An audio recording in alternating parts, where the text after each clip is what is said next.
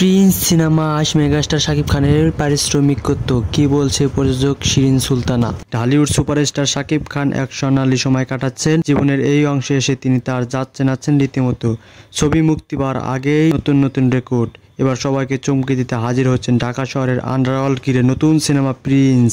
আবু হায়াত মাহমুদের পরিচালনায় এই সিনেমার গল্পে থাকবে ক্রাইম, প্রেম, অ্যাকশন আর ইমোশনে ভরা। সম্প্রতি রিলিজ হয়েছে সিনেমাটির ফার্স্ট লুক, যা ইতিমধ্যেই সিনেমা প্রেমীদের মধ্যে ঝড় তুলেছে। তবে এর মধ্যেই আলোচনায় উঠে এসেছে এই সিনেমা শাকিব খানের পারিশ্রমিক নিয়ে। অনেকে মনে করেন সিনেমার বাজেটের তুলনায় অনেক বেশি পারিশ্রমিক নেন শাকিব খান। সামাজিক মাধ্যমে গুঞ্জন উঠেছে এই মেগাস্টার তার আগামী ঈদ উল ফিতরের সিনেমায় প্রিন্স এর জন্য 3 কোটি টাকা পারিশ্রমিক নেবেন। এই বিষয়টি নিয়ে গণমাধ্যমের মুখোমুখি হন প্রিন্স সিনেমার প্রযোজক শিরিন সুলতানা। তিনি জানান তার এটা প্রাপ্য, যেটা উনি রিজার্ভ করেন সেটা তাকে অবশ্যই দিতে হবে। শিরিন সুলতানা আরো বলেন, আমরা যে ভাবনা নিয়ে এই ছবিটি নির্মাণ করতে যাচ্ছি সেই জায়গা থেকে উনি যে পারিশ্রমিক নিচ্ছেন এটা ঠিক আছে।